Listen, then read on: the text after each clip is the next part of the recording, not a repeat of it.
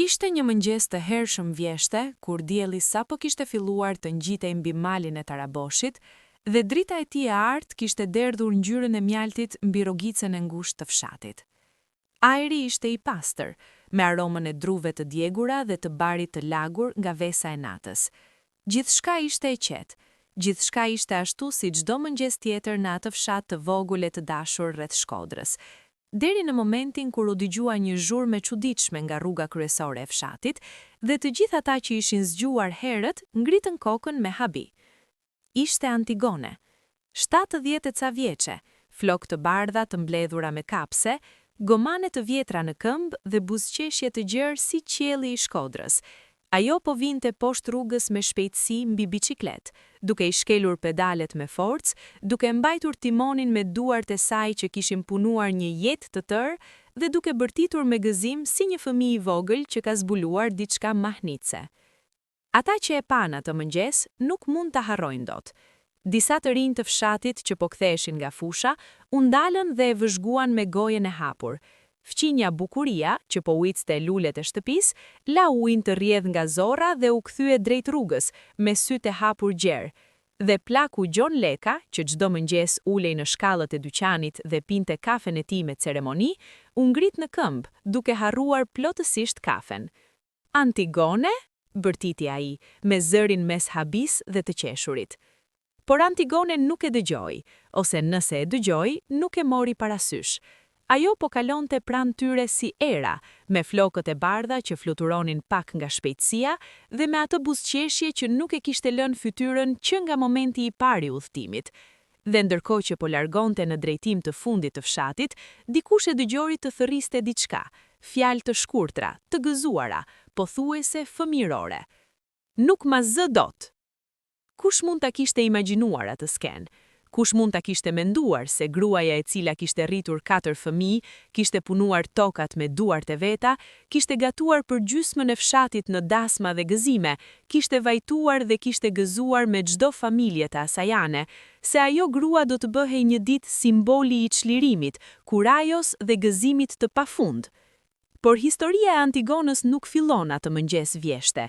Historia e saj fillon shumë kohë më parë, në ditët e rinisë së saj, kur zemra e saj dëshironte të fluturonte dhe bota nuk i lejonte krahët. Nëse ke dëgjuar ndonjëherë dikë që të thotë se është tepër vonë për të filluar diçka të re, atëherë kjo histori është pikërisht për ty. Mos shko askund, sepse ajo që do të dëgjosh sot mund të ndryshojë mënyrën se si sheh jetën dhe ndoshta edhe mënyrën se si sheh veten tënd. Shkruaj në komente. A ke ndonjëherë një ëndër të braktisur, diçka që kurrë nuk e ke bërë por gjithmonë e ke dashur? Kjo histori është për ty. Antigone Zogu kishte lindur në një shtëpi të vogël guri, me dritare të rrumbullakta dhe obor me gur rreth e rrotull, në një nga fshatrat që i mbështeten Shkodrës si fëmijë të qetë që i mbështeten nënës. Shtëpia ishte e ngrohtë dhe e mbushur me njerëz, prindër, vëllezër, motra, gjyshrit që tregonin histori me zë të ulët nën llampën e vajit, dhe Antigone kishte qenë gjithmonë ajo që i dëgjonte të gjitha me vëmendje të veçantë, me sytë e mëdhenj të hapur gjerë, duke thithur çdo fjalë si tokë dhat thith shiun e parë të pranverës. Që e vogël, ajo kishte energji të pakufishme. Ishte ajo fëmijë që nuk qëndronte dot e ulur, ajo që kërcente në rrugët e fshatit, ajo që vraponte përpara grupit dhe pastaj kthehej pas të shikonte nëse të tjerët po vinin. Nëna e saj thoshte shpesh me një përzierje krenarie dhe lodhje se Antigone kishte lindur me 2 zemra, njërën si çdo njeri tjetër dhe tjetrën më të veçantë, më të madhe, që i nxiste gjymtyrët edhe kur trupi thot mjaft. Kur ishte adoleshente, Antigone kishte parë herën e parë një garim biçikletash. Kishin qenë disa djem nga fshati fqinj që vinin çdo vit të shisnin fruta dhe perime në treg, dhe njëri prej tyre kishte vetur me biçikletë, një gjë e rrallë e çuditshme në atë kohë, e bukur e lezetshme, me timon të lartë dhe zinxhir që shkëlqente në diell. Antigone ishte ndalur dhe e kishte vëzhguar gjatë. Sytë e saj kishin ndjekur çdo lëvizje të rrotave, çdo kthes të timonit, çdo veprim të lehtë e elegant të kalorësit. Dua të ngas edhe unë, kishte thënë me zë të ulët, pothuajse me vete. Por ishin kohë tjera. kohë kur çdo gjë kishte rregullat e veta, kur të qenit grua nënkuptonte rrugë të caktuara dhe kufi të padukshëm që rinin aty si gardha babërzërhua. Nuk i kishte thënë asgjë askujt, kishte vazhduar rrugën e vet, kishte studiuar sa mundi, kishte punuar si nën shembullore, si grua besnike, si fqinje e besueshme, dhe kishte mbyllur drejta vetes atë dëshirë të vogël, si një letër që s'ja ke dërguar dikujt, por që e ruan me kujdes në jashtëk. Vitet kaluan siç kalojnë gjithmonë, shumë shpejt kur je i lumtur, shumë ngadalë kur je i trishtuar, por kur ashtu siç do ti. Fëmijët u rriten. Burri i saj, Aleksi, punoi gjithë jetë me ndershmëri dhe e deshi me zemër të plotë. Shtëpia u mbush, u zbraz dhe u mbush përsëri me nipër dhe mbesa. Dhe Antigone, si gjithmonë, qëndroi qendra e të gjithave, atë magneti heshtur që tërheq të gjitha rreth sebe babërzërhua. Por ndryshe nga shumë njerëz të moshës së saj, Antigone nuk kishte lënë trupin të qetësohej. Ajo kishte vazhduar të punonte, çdo ditë me kopsht, çdo ditë me pemë, çdo ditë duke ecur kilometra nëpër rrugicat e fshatit, duke shkuar të vizitonte fqinjët, duke sill ushqim tek ata që kishin nevojë, duke ulur dhe biseduar me të rinjtë e fshatit kur ata kalonin pranë shtëpisë. Ishte ajo lloj energjie që nuk varet nga mosha, ajo lloj qëndrueshmërie shpirtërore që mban gjallë jo vetëm trupin, por edhe syt, edhe dëshirën, edhe gëzimin. Mjekët e thoshin me admirim sa herë e shihnin: "Antigone, ti ke shëndetin e një 30 vjeçareje." Ajo qeshte gjithmonë me atë përgjigje, por brenda saj ndinte diçka që nuk mund ta shpjegonte, diçka si mirënjohësi dhe krenari njëkohësisht, si kënaqësi e dikujt që ka kujdesur mirë një gjë të çmueshme dhe tani po sheh frutet e asaj kujdestarie. Kishte një arsye tjetër pse Antigone ndihej kaq mirë me veten. Gjithmonë ishte e kujdesshme me ushqimin, gjërat e thjeshta të tokës, perimet e kopshtit të vet, frutet e pemëve që i kishte me fopushik. Pemëve të veta, buka e bërë me duajt e veta. Nuk kishte pasur ndonjëherë marrëzi, nuk kishte abuzuar me asgjë, kishte fjetur kur duhej fjetur dhe kishte punuar kur duhej punuar.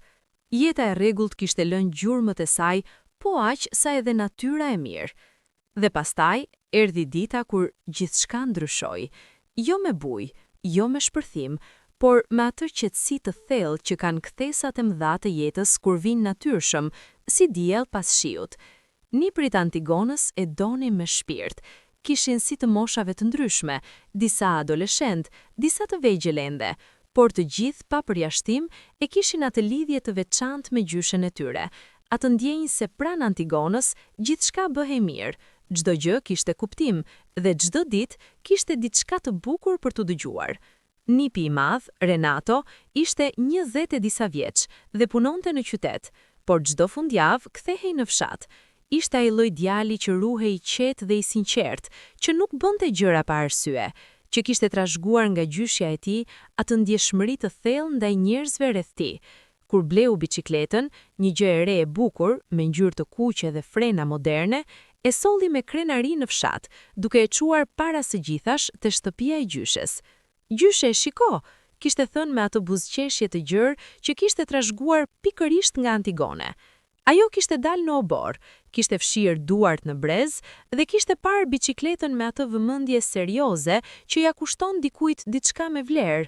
Kishte vëzhguar rotat, kishte prekur timonin me maj të gishtave, kishte parë ulsen e lëmuar dhe zinxhirin e pastër, dhe pastaj, pa u bërë nderin Renatojt të kuptonte çfarë po ndodhte brenda saj, kishte thënë me zë të qetë: "Sa e bukur është."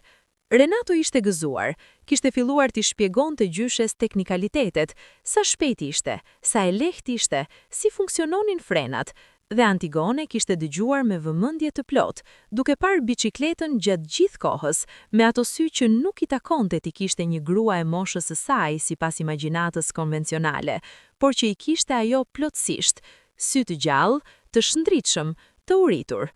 "Mund ta provoja?" kishte pyetur më në fund. Renato e kishte parë gjyshen e tij dhe kishte hezituar.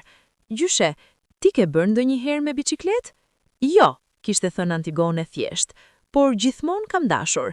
Dhe ky ishte momenti. Ky ishte ai çast i thjesht, i padukshëm nga jashtë, i rëndësishëm si toka pas dheut, kur një jetë e tërë e fshehur e dëshirave bëri klik dhe doli në dritë. Renato kishte parë gjyshen e tij, sytë e saj, qëndrimin e saj, atë vendosmëri të qetë që kishte gjithmonë kur vendoste diçka dhe kishte kuptuar se nuk kishte mundësi ta ndalonte. Mirë, kishte thënë, por unë mbetem pranë teje. Ajo mësuese e parë e biçikletës nuk ishte e lehtë, nuk ishte si të ishte. Antigone ishte 70 e disa vjeç, nuk kishte hipur kurrë më parë, dhe trupi i saj, sado i shëndetshëm, kishte rezervat e saj. Por kishte diçka që e dallonte atë nga shumë njerëz, nuk kishte frikë nga dështimi. Jo sepse nuk dinte çfarë ishte dështimi, e dinte shumë mirë, por sepse e kishte kuptuar prej kohësh se dështimi i parë nuk është fundi, është vetëm fillimi i mësimit. Ditën e parë, kishte hipur mbi biçikletë dhe kishte rënë pothuajse një menje. Renato kishte dashur ta ndihmonte, por ajo e kishte larguar me dorë, qeshur me vete dhe kishte hipur sërish. Ditën e dytë, kishte arritur të qëndrojë lart për disa sekonda para se të humbiste ekuilibrin. Ditën e tretë, kishte bërë 2-3 metra. Ditën e pestë, kishte arritur te fundi i rrugicës e oborrit pa rënë. Dhe ditën e 7, java e plotë e tyre, kishte dalë jashtë oborrit, kishte futur pedalet me forcë dhe kishte bërë rrethin e parë të plot rreth rrugicës kryesore të fshatit. Renato kishte parë atë çast me syt plot, kishte ndjerë diçka të veçantë, atë ndjenjë të rrallë kur sheh dikë të bëj diçka që e ke menduar pa mundësi, dhe kjo pa mundësi shembet qetë e natyrshëm, si muri i letrës kur e prek uji.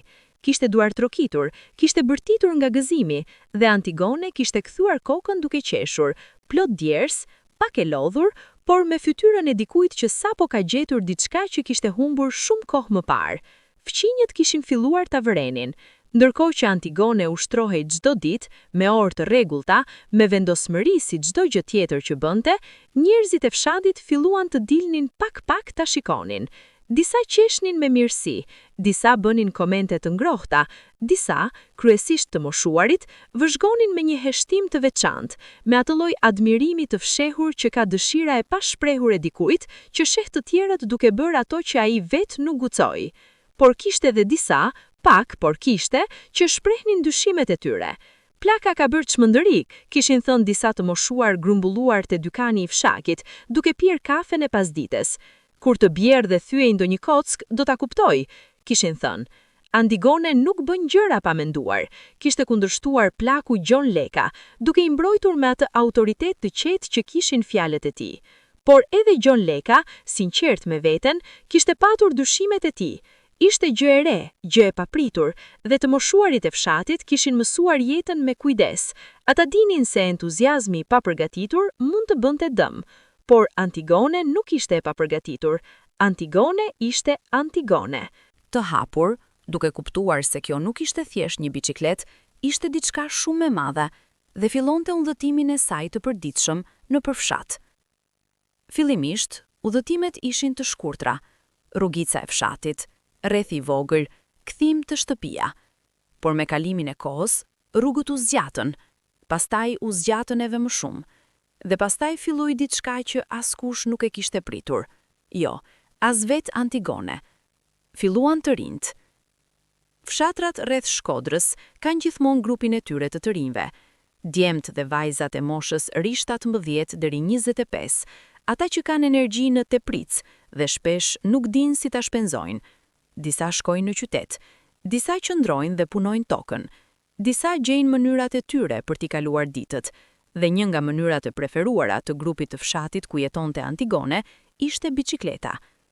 Kishin një rrugë që e quanin Shtigja e Gjatë, një rrugë dheu dhe guri që fillonte nga qendra e fshatit, ngjitej pak lart nëpër ara të hapura, kalonte pranë lumit të vogël dhe pastaj zbriste me shpejtësi drejt rrugës kryesore. Rreth 2 kilometra të plot, me terrene të ndryshme, me kthesa dhe ngritje, ideale për ata që donin të provonin shpejtësinë dhe forcën. Çdo pasdite, kur puna e ditës mbaronte, grupi i të rinjve mblidhej aty.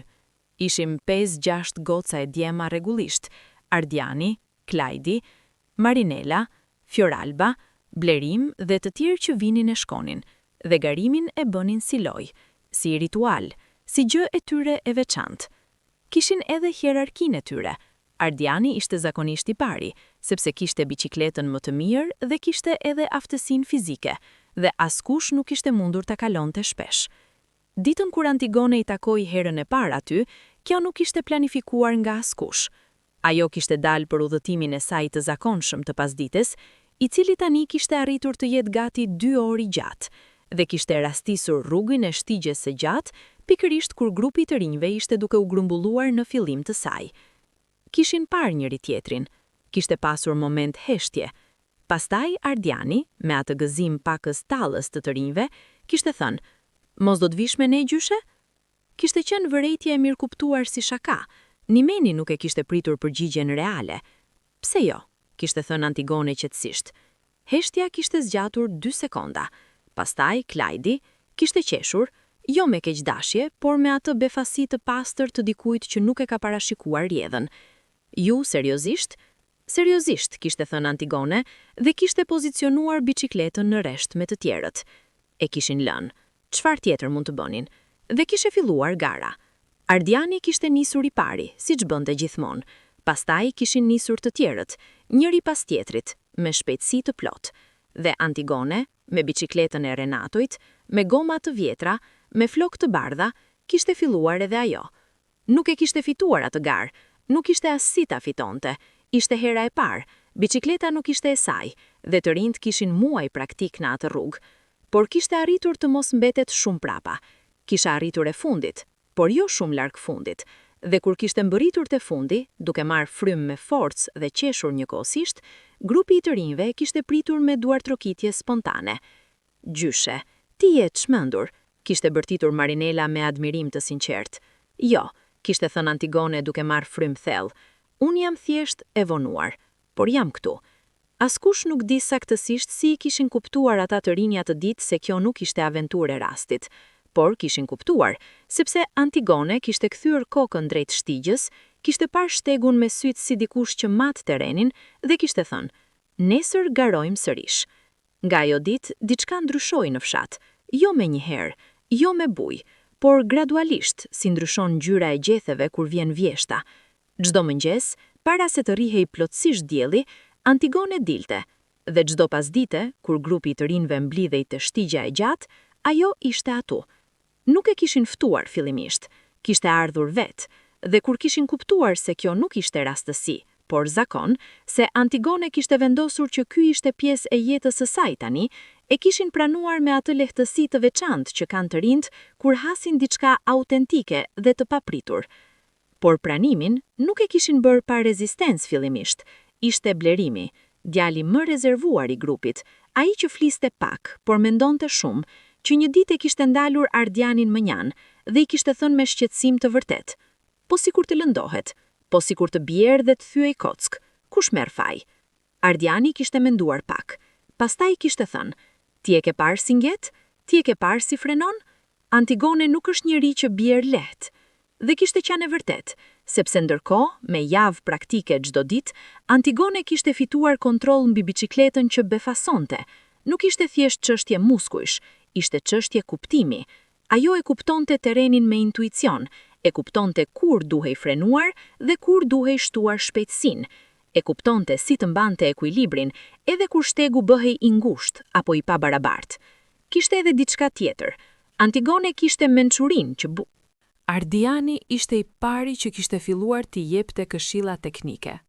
Kishte dalë natyrshëm, një ditë ai po kalonte pranë saj dhe kishte vërejtur se si e mbante timonin, dhe me atë instinkt të atit të ri që mëson të tjerët, kishte thënë: "Gjyshe, nëse e mban pak më lart, del shumë e lehtë në kthes." Antigone e kishte provuar, kishte funksionuar, dhe kishte kthyer kokën dhe I kishte thënë: "Mirë, faleminderit, profesor." Ardiani kishte qeshur dhe kishte skuqur pak, ai djali I fortë e I guximshëm, I skuqur nga komplimenti I thjesht I gjyshes. Nga ai moment, kishin filluar bisedat. Çdo pasdite, gjatë udhëtimit, ata dy krijonin atë lloj dialogu të çuditshëm por të bukur midis gjeneratave, ku njëri mëson shpejtësinë dhe tjetri mëson dyrimin, ku njëri mëson teknikën dhe tjetri mëson kuptimin. Marinela, vajzha e grupit me flokë të gjata dhe qeshje të lartë, kishte filluar të vinte edhe ajo çdo mëngjes herët, jo vetëm pas dite. Gjyshe, edhe unë dua të dalë mëngjes, kishte thënë.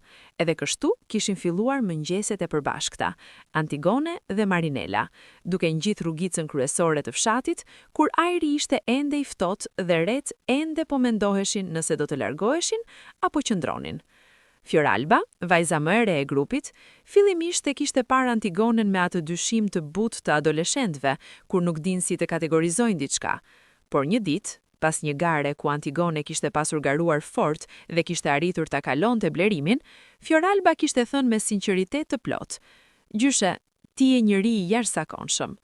Antigone kishte parë drejt saj dhe kishte thënë diçka që Fioralba e kishte mbajtur mend gjithë jetën. "Jo, bi. Jam thjesht njeri që ka kuptuar se çdo ditë ka dhuratë nëse di ku ta kërkosh. Bicikleta është dhurata ime e kësaj periudhe." Por jo gjithçka ishte e lehtë dhe e bukur. Fshati ishte i vogël dhe fshatrat të vegjël kanë kujtesa të gjata dhe opinione të forta. Ndërsa historia e Antigones filloi të bëhej temë bisedet e çdo dardh, çdo borr, çdo tavolinë mëngjesi, filluan edhe zërat. Disa gra të fshatit, veçanërisht ato të gjeneratës së saj, nuk e kuptonin. Çfarë duhet i tregoj kjo njerëzve? Se plakat duhet të ngasin biciklet? Kishte pasur qesharake në zërin e saj, por edhe diçka tjetër. Diçka si shqetësim, si ndjeshmëri e prekur, si pyetja e pashprehur. Pse ajo dhe jo unë? Po të bjerë dhe thye ijet, kush i kujdeset pastaj, kishte thënë tjetra. Fëmijët kanë familjet e tyre. Këto fjalë nuk i kishte arritur drejt për drejt i Antigones, apo ndoshta i kishin arritur, por ajo kishte bërë sikur nuk dëgjoi. Sepse Antigone kishte mësuar prej kohësh se dyshimi i të tjerëve nuk ishte problemi yt, ishte problemi i tyre. Ti mund t'jesh shembulli, por nuk mund t'jesh bindësi i atyre që nuk duan të binden. Por kishte edhe diçka tjetër, diçka më e thellë, që nuk shprehej me fjalë, por ndjehej në heshtim me disa personash kur Antigone kalonte me biciklet. Aty kishte xhelozi. Jo atë lloj xhelozie e keqe që dëshiron dëmtimin e tjetrit, por ajo lloj xhelozie melankolike e dikujt që sheh tjetrin duke jetuar ëndrrën e vet dhe ndjen pikëllim për atë që vet nuk ka bërë kurrë. Plakja Valbona, grua e moshës së Antigones, fqinje e vjetër, me të cilën kishin rritur fëmijët bashkërisht, i kishte ndalur një mëngjes duke kaluar. "Antigone," kishte thënë me zë të ulët, "a nuk të vjen turp pak? Njerëzit flasin." Antigone kishte zbritur nga bicikleta, e kishte mbajtur me dorë dhe kishte parë Valbonën drejt për drejti. Kishte heshtja asaj çasti, ato dy gra, miqësia e gjatë, vitet e kaluara bashk dhe tani kjo çarje e re e vogël. Pastaj Antigone kishte thonë Valbonës: "Valbona, unë kam hipur mbi biciklet, nuk kam vrarë askënd, nuk kam dëmtuar askënd, nuk po bëj diçka që të cenon dinjitetin tim apo dinjitetin e familjes sime.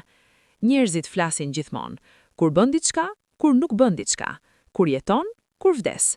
Fjalët nuk janë arsye mjaftueshme për të lënë gëzimin." Valbona kishte heshtur, kishte parë bicikletën, kishte parë fytyrën e Antigones, atë fytyrë të ndritëshuar, të gjallë, pas një pik turpi, dhe kishte larguar veten duke thënë asgjë. Por kishte diçka në qëndrimin e saj ndërsa largonte. Diçka si thyerje e vogël e një muri brenda, si fillimi një mendimi të ri që ende nuk kishte formë të plot. Ishte fqinji i vjetër, Nikolli, ai që kishte shkëlqyer më shumë mes paragjykimeve. Nikolli Prela, njeri i moshës 75 vjeç, që kishte punuar gjithë jetën si bletar dhe kishin thënë se dinte gjithçka rreth natyrës, por shumë pak rreth njerëzve. Kishte filluar të komentonte çdo ditë kur shikonte Antigonen duke kaluar. "Kjo grua do ta vras veten," thoshte. "Unë e them, do ta vras veten." Fëmijët e vet të Antigones e kishin dëgjuar dhe i kishin ardhur një herë te nëna e tyre me shqetësim. Ishin 3 prej tyre të pranishëm, djali i madh, Gjergji, dhe 2 vajzat, Entela dhe Mirela. Kishin ardhur me shprehje të gatit bisedës serioze, siç vinë fëmijët kur mendojnë se kanë arsye nga ana e tyre. "Nën, ne jemi të lumtur që ti je aktive dhe shëndetshme, por bicikleta çdo ditë, garat me të rinjt, ne shqetësohemi, po nëse lëndohesh." Antigone kishte dëgjuar me durim. Kishte lënë Gjergjin të mbaronte, kishte parë dhe Entelën dhe Mirelën, të dyja me shprehje të ngjashme, dashuri dhe shqetësim të ndërziera. Pastaj kishte thënë: "Gjergj, Kur ti ishe 13 vjeç dhe ke ngjit pemën e madhe te kopshti i vjetër, pemën që thoshte se ngjitesha sipër saj dhe e di se do ta mbante mend. Unë çfarë bëra? Gjergji, kishte ngritur vetullat. Më lat. Ju lash, ka konfirmuar Antigone, sepse kuptova se kishte gjëra që duhej t'i mësonte vet, me trupin tënd, me guximin tënd, se po t'kisha shqëndruar aty duke thënë, mos klim, do lëndohesh, nuk do t'kishe mësuar kur si të klimatesh. Heshtja kishte pasur peshën e tij. Tani unë jam nëna juaj, kishte vazhduar Antigone, dhe jam edhe unë njeri me dëshira dhe nevojën time të gjallë. Dhe po gjej diçka që më gëzon, që më bën të ndihem e gjallë, që nuk dëmton askënd. Shqetësohuni për shëndetin tim. Kjo është dashuri. Por mos provoni të ndaloni gëzimin tim. Kjo do të ishte dhembje. 3 fëmijët kishin dalë nga shtëpia pa thënë shumë, por asnjëri prej tyre nuk kishte folur sërish për ndalimin e biçikletës. Kishte diçka. Kur nëna juaj flet me atë qetësi dhe atë thellësi që nuk lë vend për kundërvendje të zgjatur. Ishte Ardiani që kishte pasur iden. Gjyshe, i kishte thënë një pasdite, ndërkohë që po përgatiteshin për raundin e zakonshëm në përshtigje. Unë mendoj se duhet bëjmë garë të vërtet, jo vetëm grupin ton, të ftojmë edhe fshatarët, të bëjmë gjë publike. Antigone e kishte parë me atë vëmendje serioze që kishte kur vlerësonte ide. Pse? Kishte pyetur. Sepse njerëzit flasin, gjyshe. Disa thonë se ti nuk mund të garosh me të rinjt, disa thonë se ne të lejojmë të fitosh. Mendoj se duhet t'ua tregojmë. Ardiani kishte menduar pak, pastaj kishte buzëqeshur, jo ajo buzëqeshje e zakonshme e mirësjelljes, por ajo buzëqeshje e veçantë, pakës djallëzore që dukej kur kishte diçka që e gëzonte me pasion. Mirë, kishte thënë. Por kushti im është se gara është e drejtë. Nuk dua asnjë lehtësi sepse jam e moshuar. Gara e barabartë. Ardiani kishte qeshur.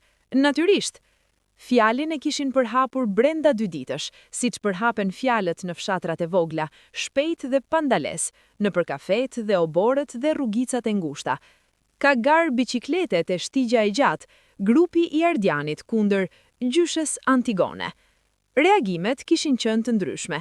Disa kishin qeshur, disa kishin shprehur shqetësim, shumica kishin thënë se do të vinin ta shikonin, jo aq shumë për garën sa për fenomenin. Dita e garës kishte ardhur me mot të bukur, diell të lehtë, ajër të freskët, me aromën e tokës së lagur nga shiu i natës paraardhëse. Gjysma e fshatit kishte dalë. Kishte njerëz në 2 anët e shtigjes, kishte fëmijë mbi muret e ulta të arës, kishte pleq të ulur në gur me duart e mbështeturat e shkopint të tyre. Kishte atmosferë, jo të një gare serioze sportive, por të një eventi fshati, të diçkaje të bukur dhe njerëzore. Antigone kishte dalë me biçikletën e Renatos, të cilën kish pastruar dhe lubrifikuar me kujdes, siç bënte me çdo gjë që i takonte, me gomane të vjetra, por me pantallona të rehatshme dhe xhaketë të lehtë. Kishte paraqitje serioze, jo komike, kishte qëndrim drejt. Kundër saj ishin 5 të rinj, Ardiani, Klajdi, Blerimi dhe 2 të ftuar nga fshati fqinj, djem të rinj me biçikleta moderne dhe muskuj të rinj. Plaku Gjon Leka kishte marrë rolin e gjyqtarit, kishte të drejtë sepse ishte ai zëri i autoritetit natyror i fshatit. Kishte qëndruar në fillim të shtigjes, me një shal të kuq në dorë, me seriozitetin e dikujt që menaxhon një çështje të rëndësishme. Rregullat, kishte bërtitur me zë të lartë. Nga këtu deri te guri i madh tek thesa e poshtme. 2 kilometra, cili mbrini pari fiton. Pa të shi, pa pengesa mes njëri tjetrit, garë e pastër. Kishte pasur momentin e heshtjes para fillimit, ata 6 kaltar të rreshtuar, i pari 70 e ca me flok të bardha, të tjerët 20 e ca me energji të rinis, dhe heshtja ajo kishte qenë e veçantë, kishte tension, kishte kuriozitet, kishte edhe ngrohtësi. Pastaj, shali i kuq i Gjonit kishte rënë. Ardiani kishte nisur si zakonisht me shpejtësi të plot menjëherë, i ndjekur nga 2 djemtë e fshatit fqinj. Klajdi kishte nisur me ritëm pak më të lëmuar, Blerimi kishte nisur me mendim, dhe Antigone kishte nisur ashtu siç mësonte gjithçka, me vëmendje të plot në di momentit, me forcë të dozuar, me syt jo të garuesit e tjerë, por të shtigu para saj. Minutat e para të garës kishin qenë ato që kishin surprizuar të gjithë. Shumica shikuesve prisnin që Antigone të mbetej menjëherë pas, dhe gara të ishte simbolike, një gjë e bukur por e parashikuar. Por ajo nuk kishte mbetur aq pas sa prisnin, kishte mbajtur ritmin, jo me Ardianin, jo me të shpejtët, por kishte mbajtur ritmin e mesatar të grupit. Kthesa e parë kishte qenë kritike. Shtigu kthehej sharpt majtas, aty ku toka bëhet pak e pjert, dhe shumë prej të rinjve humbisnin pak shpejtësi. Por Antigone, ajo grua që mësonte terrenin me durim dhe vëmendje, kishte marrë kthesën me efikasitet të qetë, pa humbur ritëm, qëndruar stabile si dikush që ka bërë atë lëvizje 100 herë. Shikuesit kishin filluar të bërtisnin. Pjesa e mesme e shtigjes ishte e drejtë, por me gur dhe pa barazi. Aty shpejtësia vendoste. Ardiani dhe djemtë e rinj ishin larguar, kjo ishte natyrshme dhe e pritshme. Por Antigone kishte qëndruar e qëndrueshme, duke kapur ritmin e vet, duke mos lëshuar pedalet, duke mbajtur shpinën drejt dhe shikimin para. Kur kishte mbritur te zbritja e fundit, ato 200 metrat e fundit para gurit të madh, kishte qenë e katërta, kishte 2 garues pas saj, dhe kishte zbritur atë rrëpir të vogël me guximin e dikujt që nuk ka asgjë për të humbur, shpejtësi të plot, frena larg, besim në vete dhe në biçikletë. Kishte mbaruar e katërta, kishte mbaruar pas 3 djemve të rinj para 2 të tjerve, dhe fshati kishte shpërthyer. Duartrokitjet kishin të sinqerta dhe të forta, jo ato duartrokitjet simpatike që i jep dikujt kur di se ka humbur, por ato duartrokitjet të mahnitjes, kur dikush bën diçka që nuk e ka presur dikush. Kishe pritur, Gjon Leka kishe duartrokitur me forcë, fëmijët mbi mure kishin bërtitur, Marinella dhe Fioralba kishin vrapuar tek Antigona dhe e kishin përqafuar. Ardiani kishte marrë frymë dhe kishte ardhur tek ajo. Gjyshe, kishte thënë seriozisht, ju keni mbaruar të katërt, por ju keni bërë garë të vërtet. Unë di, kishte thënë Antigone thjesht, duke shfryrë me gëzim, nesër garojmë sërish. Fshati kishte qeshur me dashuri, por të gjithë kishin kuptuar se kjo nuk ishte shaka, dhe nuk ishte qenë. Në botën e sotme, lajmet udhtojnë shpejt, shumë shpejt. Dikush nga fshatarët kishte filmuar garën me telefon dhe e kishte hedhur në rrjetet sociale. Një video e shkurtër, 20 sekonda, ku shihej Antigone duke dal nga kthesa e parë me atë elegancë të papritur, me flok të bardha dhe gomane të vjetra, duke mbajtur ritëm me të rinjt. Caption kishte qenë thjesht, gjyshja jonë e fshatit, 70+ vjeç, garon çdo ditë. Videoja kishte marrë shpejt vëmendje, kishte filluar me disa qindra shikime, pastaj me mijëra, pastaj kishte filluar të ndahet, nëpër grupe rajonale, nëpër faqe motivuese, nëpër grupe shqiptarësh jashtë vendit. Njerëzit komentojnë me entuziazëm, kjo grua është heroine, ky është frymëzim i vërtet. Shikojeni këtë njerëzit dhe pastaj tregomuni pse nuk mund të filloni diçka të re. Brënda ditësh, historia e Antigonës kishte dal nga fshati dhe kishte filluar të bëhet temë diskutimi edhe jashtë tij. Gazetar lokal kishin filluar të interesoheshin, faqe të ndryshme online kishin shtruar postime të shkurtra, dhe pastaj kishte ndodhur ajo që kishte ndryshuar gjithçka. Lajmi kishte arritur në Shkodër. Kryetari i Bashkisë së Shkodrës kishte dëgjuar historinë nga një bashkëpunëtor i tij që e ndiqte me interes rrjetin social. Ishte vonë paradite gjatë një mbledhje e rutinë, kur ai kishte ndalur bisedën dhe kishte thënë: "Prisni, çfarë është kjo?" Kishte parë videon, kishte parë Antigonën, kishte lexuar komentet, mijëra njerëz nga e gjithë Shqipëria dhe diaspora shqiptare që shprehnin admirim, dashuri, frymëzim, dhe kishte ndjerë diçka, atë diçka që ndjen dikush kur sheh vlera reale, jo të performuara. Kishte thirrur sekretaren e tij dhe kishte thënë: "Mëso gjithçka rreth kësaj gruaje, emri, fshati, kontaktet e familjes." Brënda ditës kishin gjetur kontaktet, kishin thirrur Gjergjin, djalin e Antigonës, i cili kishte qenë i befasuar dhe disi i shqetësuar fillimisht, çfarë donte bashkia me nëmën e tij, por kur kishte kuptuar qëllimin, kishte qenë i emocionuar. Kishte thirrur Antigonen dhe i kishte thënë: "Nën, Bashkia e Shkodrës do të vizitojë." Antigone kishte qëndruar e qetë. Pse? Kishte pyetur thjesht. Sepse kryetari dëshiron të njohë. Kishte pasur heshtje, pastaj Antigone kishte thënë: "Mirë, por thuaj të mos pres se do t'i gatuaj gjithë ditën, unë kam biçikletën nga as pas dreke." Gjergji kishte qeshur, dhe qeshja e tij kishte qenë ajo lloj qeshje e lumtur dhe pakës e mbytur e fëmijëve kur nëna e tyre bën diçka tipike të saj dhe kjo gjë i gëzon thellë. Ditën kur kishte ardhur delegacioni nga bashkia, fshati ishte ngritur herët. Jo me organizim, por me atë reagim spontan të komuniteteve të vogla kur ndodh diçka e veçantë, sikur trupi kolektiv i fshatit e ndjente se po vinte diçka e rëndësishme dhe kishte zgjedhur pa koordinim t'i dalë përpara. Kishte gruat e porta e Antigones duke sjellë bukë të sapo bërë, kishte fshinje që kishin pastruar rrugicën, kishte fëmijë të veshur mirë nga nënat e tyre, të ulur në mure me kureshti të palëvizshme. Dhe kishte Gjon Lekën. Sigurisht kishte Gjon Lekën, i veshur me xhup të zi si çdo herë kur kishte ngjarje me peshë, me shkop në dorë dhe me pozitë dinjitarje. Antigone vet kishte qenë krejt normale, e veshur thjesht, e pastër, me flokë të rregullta dhe fytyrë të qelur. Nuk kishte nervozizëm, nuk kishte tension, ajo lloj qetësie e rrallë të dikujt që është i sigurt në veten e tij, jo nga që të gjitha i shkojnë mirë, por nga që nuk ka nevojë për miratimin e botës që të ndihet mirë. Kryetari i bashkisë kishte ardhur bashkë me 2 bashkëpunëtor dhe një gazetar lokal. Kishte qenë njëri i moshës mesatare, me paraqitje të sjellshme dhe fjalë të ngrohta. Kishte hyrë në oborrin e Antigones, kishte parë gruan e vogël që po e priste me atë qëndrim të qetë dhe të vendosur, dhe kishte ndjerë diçka si anim i brendshëm, ajo lloj respekti spontan që nuk mund ta performosh, por ndihet fizikisht. Zonja Antigone, kishte thënë, duke i shtrirë dorën, kam dëgjuar shumë rreth jush. Njerëzit flasin shumë, shumica nga xhelozia, disa nga admirimi. Unë i dua të dyja një lloj. Kryetari kishte qeshur, qeshje vërtet, jo zyrtare, dhe kishte kuptuar menjëherë me çfarë lloj njeriu kishte të bënte. Kishin biseduar gjatë.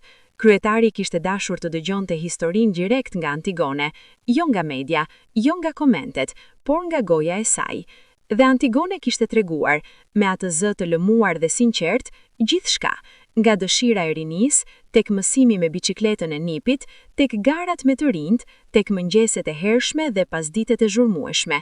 Kryetari kishte dëgjuar pa e ndërprer, dhe kur Antigone kishte mbaruar, kishte heshtje bukur, ajo heshtje e kënaqësisë, e plotësisë, kur një histori e treguar mirë ka nevojë për pak hapësirë para se të vijë reagimi. Zonja Antigone, kishte thënë kryetari, ne kemi me vete diçka. Kishte bërë shenjë të delegacionit dhe një nga bashkëpunëtorët kishte sjell, e mbuluar me lekë të kuqe, gjën që e bëri të gjithë fshatarët të mbledhur aty të mbajnë frymën. Kishte qenë biçiklet, por jo çfarëdo biçiklete, ishte modeli më i mirë i vitit, i lehtë si pupla, me ngjyrë të kaltër të thellë si qielli e pasdites, me ulse ergonomike, me frena dhe shpejtësi profesionale, me çdo detaj të menduar për komoditetin dhe performancën. Biçiklete vërtet, jo si ato që bliheshin nga tregtarët e fshatit, biçiklet e nivelit të garave. Heshtja kishte zgjatur 2 sekonda të plota. Pastaj fshati kishte shpërthyer. Fëmijët kishin bërtitur, gratë kishin duar trokitur, burrat e moshuar kishin buzëqeshur me atë buzëqeshje të fshehur që e shfaqin vetëm kur diçka i prek thellë. Gjon Leka kishte ngritur shkopin lart si shenjë mirënjohje dhe kishte thënë me zë të lartë: "Kjo është e drejtë." Antigone kishte qëndruar e palëvizur për një moment. Kishte parë biçikletën, ajo biçikletë kalte, e ndriçuar nga dielli i pasdites, e bukur si gjë ëndrash, dhe kishte ndjer diçka që nuk e kishte ndjer prej shumë kohësh.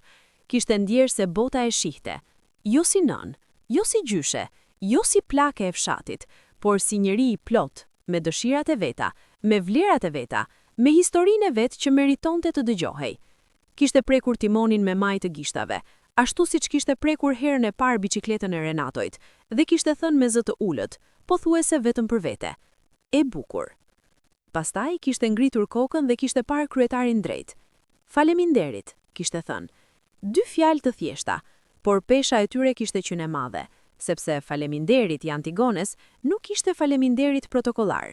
Ishte faleminderit i dikujt që ka marrë diçka që e ka merituar dhe e di mirë, dhe kjo njohje e dyanshme kishte bërë momentin të plot. Kryetari kishte qëndruar edhe pak, kishte folur me fshatarët, kishte parë shtigjen e gjatë, kishte dëgjuar historitë e mëngjeses nga Marinela dhe Ardiani. Dhe para se të largohej, kishte thënë diçka të rëndësishme, jo si politikan, por si njeri. "Zonja Antigone, Historia juaj ka prekur mijëra njerëz, jo sepse bëni diçka sensacionale, por sepse bëni diçka reale. Tregoni se jeta nuk ka afat mbarimi për gëzimin. Kjo është mesazhi më i fortë që mund t'i jap dikush shoqërisë son sot. Antigone e kishte dëgjuar, kishte noduar pak, dhe pastaj kishte bërë diçka që fshati do ta tregonte gjatë. Kishte hipur mbi biçikletën e re, kishte pedaluar pak në oborrin e saj, kishte provuar frenat, kishte ndjer peshën dhe balancën dhe kishte thënë duke kthyer kokën me atë buzëqeshje djallëzore: "Nesër, me këtë, Ardiani nuk ka shanse." Biçikleta e kaltër bëri ndryshim të vërtet, jo vetëm teknik, edhe psikologjik dhe simbolik. Kur Antigone kishte dalë mëngjesin e parë me biçikletën e re, gjithçka kishte qenë ndryshe. Ndjesia e ulses, lehtësia e pedalëve, precizioni i frenave, reagimi ndaj terrenit, të gjitha kishin qenë si kalimi nga një gjuhë e njohur, por jo amtare, tek gjuha jote e vërtet.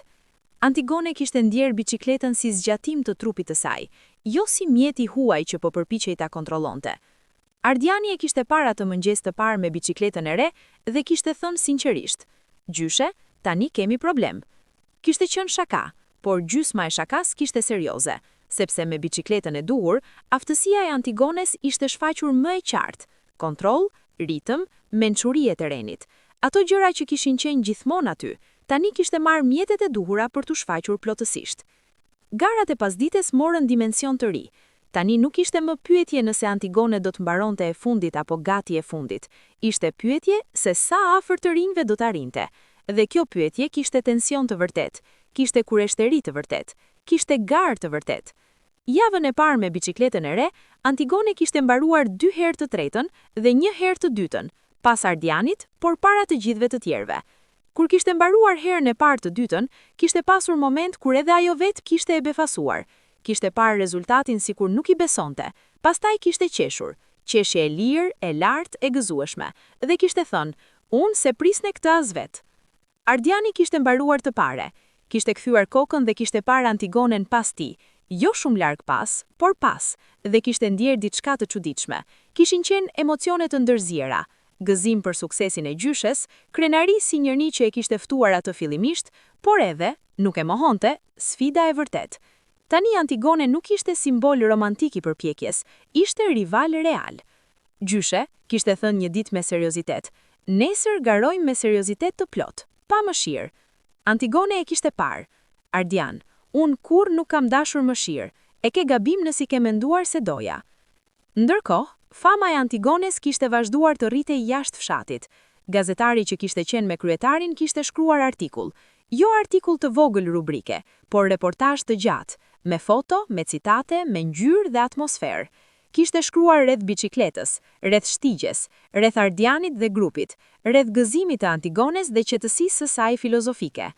Artikulli kishte marrë lexime të shumta online, kishte shkaktuar diskutime në rrjetet sociale, njerëz të moshave të ndryshme, nga qytete të ndryshme, që shprehnin mendime dhe ndjenja.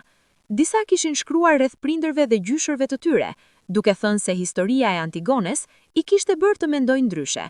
Disa kishin shkruar rreth vetvetes, rreth ëndrrës së braktisur, rreth diçkaje që kishin dashur ta bënin dhe nuk e kishin bërë. Kishte një mesazh, midis shumë mesazheve të mbledhura nga familja, nga një grua nga Tirana, 72 vjeçe, që kishte shkruar historinë tuaj sonte: "Nesër mëngjes, blej biçiket." Kur e kishin treguar Antigones, ajo kishte qëndruar e heshtur për pak. Pastaj kishte thënë me zë shumë të qetë: "Kjo është arsyeja e vërtet." Por jeta nuk është vetëm ditë me diell dhe gara të bukura. Jeta ka edhe dimrin e vet, dhe dimri i parë pas biçikletës së kaltër kishte sjell sfidën e parë të vërtet. Kishte filluar si dhembje e vogël, pak siklet te gjuri i majt pas garës së fundit të vjeshtës, atëherë kur toka kishte filluar të ngurtësohej dhe ajri kishte sjell ftohjen e parë të thellë.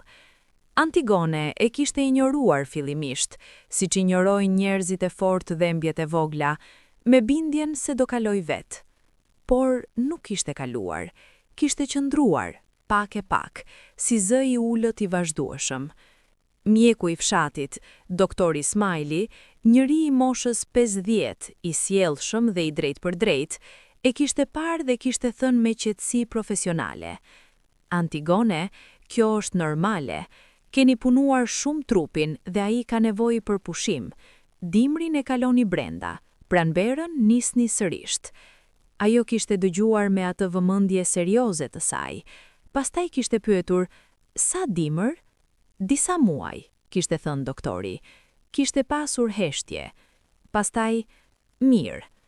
Vetëm mirë. Por ata që e njihnin Antigonen, dhe doktori Smiley e njihte, kishin mësuar se mirë e saj nuk ishte dorëzim, ishte strategji. Kishte pranuar kufijtë e trupit jo sepse mendonte se nuk mund ta tejkalonte, por sepse e dinte se tejkalimi i gabuar sot bën dëm të madh nesër. Dimri kishte qenë i vështirë, jo fizikisht. Antigone kishte qëndruar brenda, kishte ngrohur, kishte ngrënë mirë, kishte lënë gjurin të shërohet. Por shpirtërisht kishte qenë luftë, sepse kur ti ke gjetur diçka që të bën të ndihesh plotësisht i gjallë, dhe pastaj duhet ta lësh edhe për pak kohë, humja e përkohshme ndihet si bosh i madh. Çdo mëngjes, kur shikonte nga dritarja dhe shihte rrugën e bardhë nga bora, kishte imagjinuar shtigjen e gjatë nën borë, ajo kthese parë, ajo zbritje e fundit, ato gur të njohur. Kishte mbajtur bicikletën e kaltër brenda, të mbuluar me lec të pastër, dhe ndonjëherë kur kalonte pranë saj, e prekte lehtë timonin, ashtu si prek një mik të shtrenjtë që presin takim.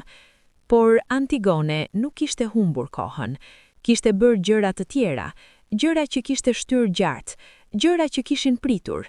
Kishte qepja, ajo arti lashtë që e dinte shumë mirë, kishte vizitat të fqinjët e moshuar, të cilët e presin me gëzim sepse Antigone sillte jo vetëm shoqëri, por edhe energji, atë lloj energjie që i bën gjërat të duken të mundshme. Kishte bisedat me niprit dhe mbesat, ato biseda të gjata dimri rreth zjarrit, kur koha nuk nxiton dhe fjalët kanë hapësirë të hapen. Kishte edhe leximi. Antigone kishte filluar të lexonte, jo vetëm libra të thjesht, por gjëra të ndryshme rreth sportit, rreth trupit, rreth mënyrës si funksionojnë muskujt dhe nyjet, si ushqehen më mirë atletët. Kishte lexuar me vëmendje si studente, duke bërë shënime me laps. Fëmijët e saj e kishin parë dhe kishin qeshur me butësi. Nëna e tyre 70 e ca vjeç duke bërë shënime rreth fiziologjisë sportive pranë zjarrit të dimrit. Po studion? Kishte pyetur Entela me të qeshur. Po, kishte thënë Antigone pa humor, duke kthyer faqen. Pranverën do të jem shumë më e mirë. Kishte edhe biseda me Ardianin gjatë dimrit. Ai vinte ndonjëherë në darkë, si i ftuar, por edhe si dikush që kishte nevojë të vinte. Kishin biseduar rreth shumë gjërash, rreth garës, rreth teknikës, rreth shtigjes, rreth gjurit të Antigones, por kishin biseduar edhe rreth gjërave të tjera, rreth Ardianit, rreth ëndrave të tij, rreth të ardhmes. Ardiani kishte pasur planet e veta, donte të fillonte biznes të vogël, donte të qëndronte në fshat, por të punonte ndryshe, donte të ndërtonte diçka. Por kishte dyshimet e tij, kishte frikën të dështimit, dhe kishte gjetur te Antigone, kur priste ndoshta thjesht shoqëri, atë urtësi praktike të dikujt që ka jetuar mjaftueshëm për të kuptuar se frika e dështimit është shumë herë më e dëmshme se dështimi vet.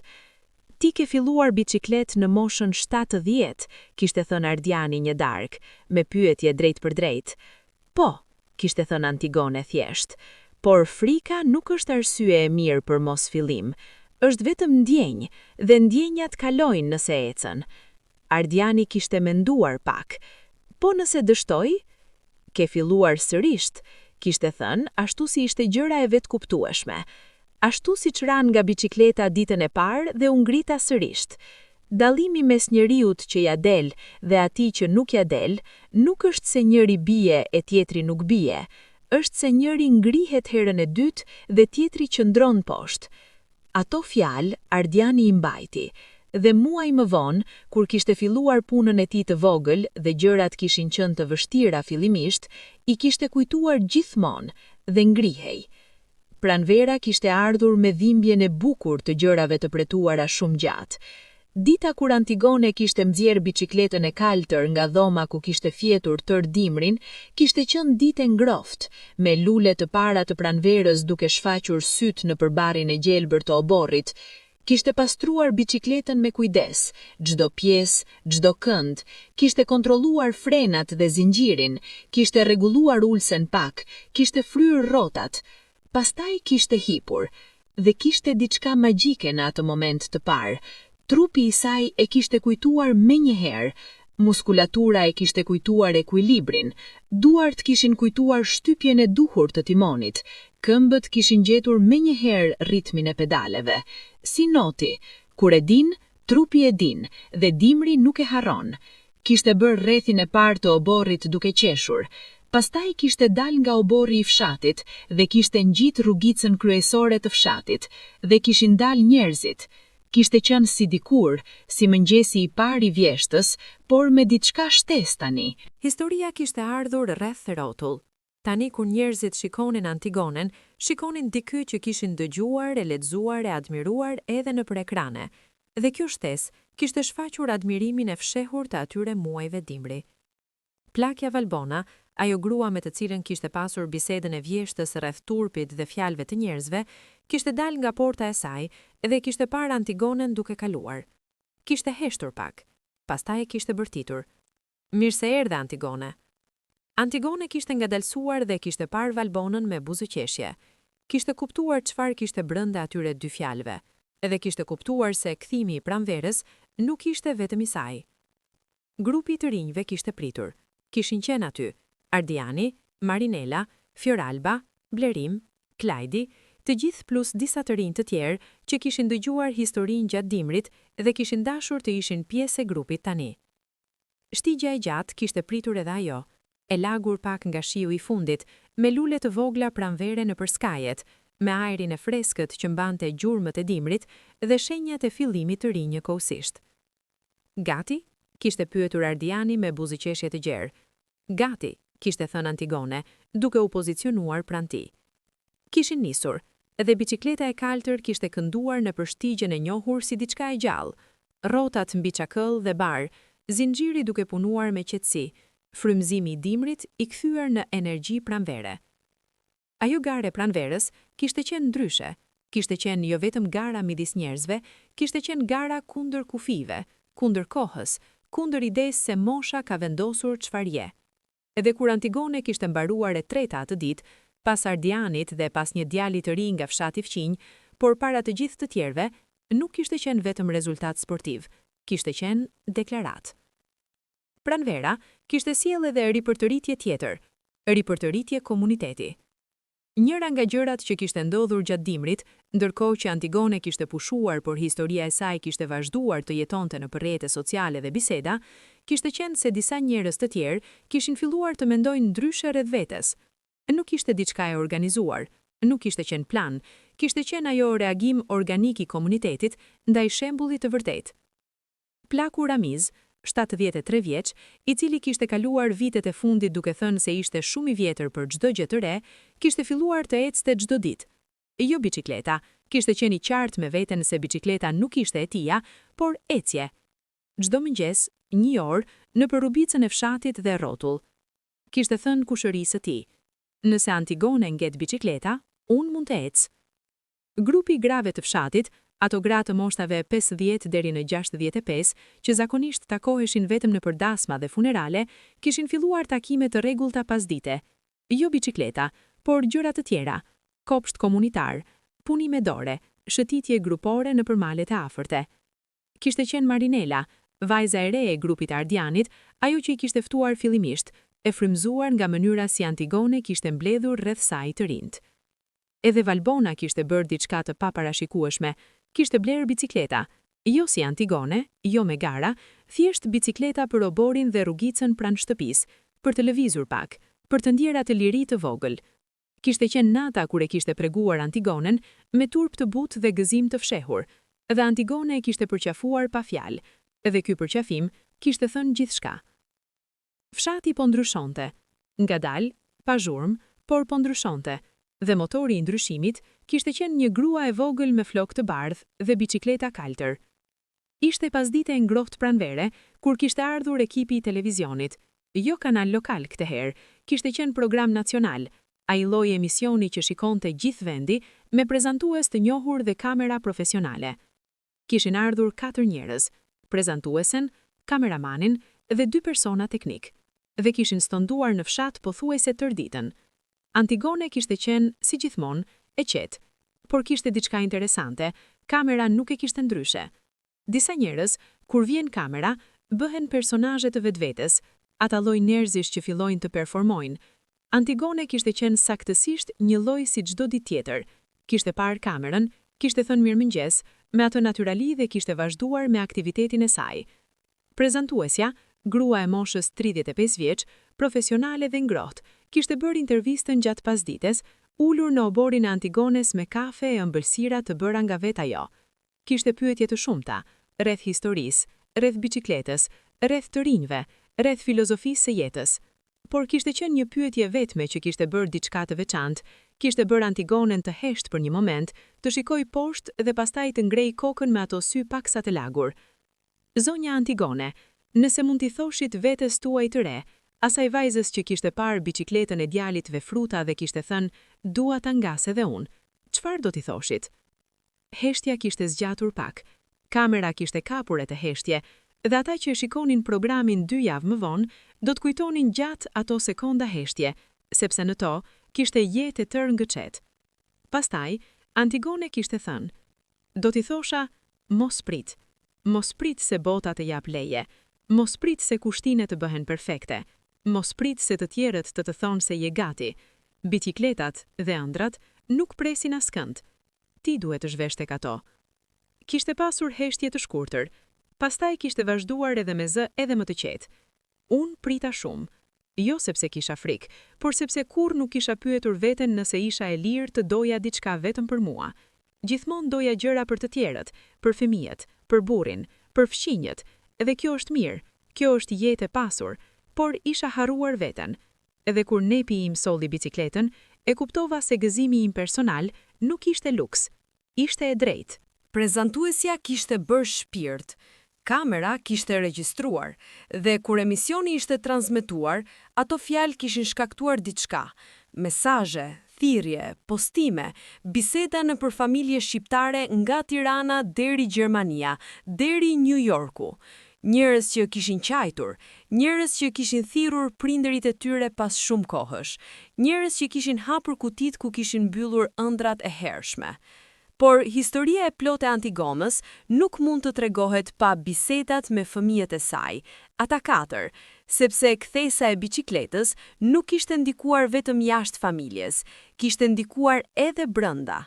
Gjergji, djali I madh, ai seriozi, ai që kishte ardhur me shqetësimet e tij, kishte pasur ndryshimin e tij gradual. Kishte filluar si pranimi hezitur të situatës, kishte kaluar nëpër admirimin e fshehur dhe kishte arritur në atë gjë të rrallë dhe të bukur, krenaria e fëmijës për prindrin. Kishte qenë ditë kur e kishte shikuar nënën e tij duke dalë nga shtigja e gjatë, të dytën pas Ardianit, dhe kishte ndjerë diçka që nuk kishte fjalë për ta shpjeguar. Kishte qenë ai lloj krenarie që të mbush gjoksin dhe të lë pa fjalë, ai lloj ndjenje kur kupton se personi që ke njohur gjithë jetën është shumë më I madh se imazhi që ke bërë ti prej tij. Kishte thirrur gruan e tij atë mbrëmje dhe kishte thënë thjesht: "Nëna jon është njeri I jashtëzakonshëm." Dhe gruaja, e cila e kishte kuptuar prej kohësh, sepse gratë zakonisht kuptojnë këto gjëra para burrave, kishte thënë: "E di Gjergj, e di." Entela, vajza e mesme, ajo emocionalja, ajo që qante lehtë dhe qeshte lehtë, kishte bërë diçka praktike. Kishte filluar të vinte çdo javë në fshat, jo vetëm fundjavën, por edhe gjatë javës ndonjëherë, dhe dilte me nënën e saj. Jo me biçikletë, nuk e dinte shumë mirë, por me këmbë, paralelisht me shtigjen, duke e ndjekur Antigonën me shikim gjatë gjithë garës dhe duke bërtitur kur e shikonte duke kaluar të tjerët. Mirela, vajza e vogël, ajo praktikja, ajo që gjithmonë kishte pasur mendjen te detyrat dhe organizimi, kishte marrë mbi vete diçka tjetër. Kishte filluar të dokumentonte, fotografonte, filmonte, mbante shënim, jo për rrjetet sociale, edhe pse disa gjëra ndante, por sepse kishte ndjerë se kjo histori meritonte të ruhej, meritonte të kishte arkiv, meritonte të ekzistonte plotësisht, jo vetëm si kujtim, por si dëshmi. Kishte ndërtuar album të madh fotografik, foto nga mëngjeset e hershme, foto nga garat, foto nga momenti i bicikletës së kaltër, foto nga intervista televizive. Dhe kur kishte treguar albumin nënës, Antigona e kishte parë me kujdes çdo foto, kishte parë veten, atë grua të vogël me flokë të bardha mbi bicikletën e kaltër, dhe kishte qëndruar tek njëra veçanërisht gjatë. Cila foto të pëlqen? Kishte pyetur Mirela. Kjo, kishte thënë Antigona, duke treguar foton e kthesës së parë të garës së madhe. Ajo foto ku duke e gjithë forca e saj e mbledhur, e gjithë energjia e moshës dhe dëshirës dhe gëzimit njëkohësisht. Kishte thirrur gruan e tij atë mbrëmje dhe kishte thënë thjesht: "Nëna jon është njeri i jashtëzakonshëm." Dhe gruaja, e cila e kishte kuptuar prej kohësh, sepse gratë zakonisht kuptojnë këto gjëra para burrave, kishte thënë: "E di Gjergj, e di." Vera e ardhur kishte sjell maksimum aktiviteti. Shtigja e gjatë kishte bërë rutinë të vërtet, jo vetëm grupi origjinal të rinjve, por edhe të tjerë që kishin dëgjuar dhe kishin dashur të ishin pjesë. Kishte disa nit kur kishte 10-12 garues, të moshave dhe niveleve të ndryshme, nga fëmijë adoleshent deri të moshuarit e rinj të fshatit. Antigona kishte qenë qendra gravitacionale e të gjithëve, jo si organizatore, jo si lidere formale, por si ajo pranie qetë dhe të fuqishme, rreth së cilës organizohen gjërat natyrshëm. Kur ajo vinte, atmosfera ndryshonte, bëhej më energjike, më e gëzuar, më serioze njëkohësisht. Kishte mënyrën e saj të veçantë të krijimit të tensionit të shëndetshëm të garës, pa bërë ndonjërin nga të rinj të ndihen keq. Por Vera kishte sjell edhe sfidën më të madhe deri atëherë. Kishte ardhur nga një fshat tjetër, jo shumë larg, 2 orë larg me makinë, një grup të rinjve që kishin dëgjuar historinë e Antigonës dhe kishin ardhur të provojnë. Kishin qenë 6 veta, me bicikleta serioze, me kostume sportive, me sjelljet e atyre që ndihen superior. Udhëheqësi i tyre, djali Enriku, 28 vjeç, me bicikletë profesionale dhe shifra të shpejta, kishte pyetur me qesharik: "Ku është gjyshja e famshme?" Ardiani kishte vëzhguar, kishte njohur lojën, jo me keqdashi, por me atë arrogancë të hollë të dikujt që vjen me qëllim të tregojë superioritet. Kishte bërë shenjë Antigonës me sy. Ajo kishte dalë nga grupi i saj, kishte parë Enrikun dhe kishte thënë thjesht: "Unë jam." Enriku kishte buzëqeshur me çudinë e dikujt që kishte pritur diçka tjetër. "Doni të garoni?" kishte pyetur. "Gjithmonë," kishte thënë Antigona. Ajo garë kishte qenë ndryshme nga të gjitha të tjerat, kishte qenë ndjerë ndryshe, kishte në të diçka më shumë se gara sportive, kishte sfida të dinjitetit, të respektit, të idesë se kush meriton të zërë vend në pistë. Enriku kishte mbaruar i pari, natyrisht ishte i ri dhe profesional. Ardiani kishte mbaruar i dyti, dhe pastaj, dhe kjo ishte ajo që fshati e kujtoi gjatë, Antigona kishte mbaruar e treta, para 4 garuesit të tjerë nga fshati i largët, para 2 nga grupi i vet. E treta, kur kishte mbaruar, kishte qenë heshtje shkurtër. Pastaj fshati kishte shpërthyer me duartrokitje, dhe Enriku, ai djalë me arrogancën e hollë, kishte bërë diçka të papritur, kishte zbritur nga bicikleta dhe kishte shkuar te Antigona dhe kishte shtrirë dorën. "Nuk e prisja këtë," kishte thënë me sinqeritet plot.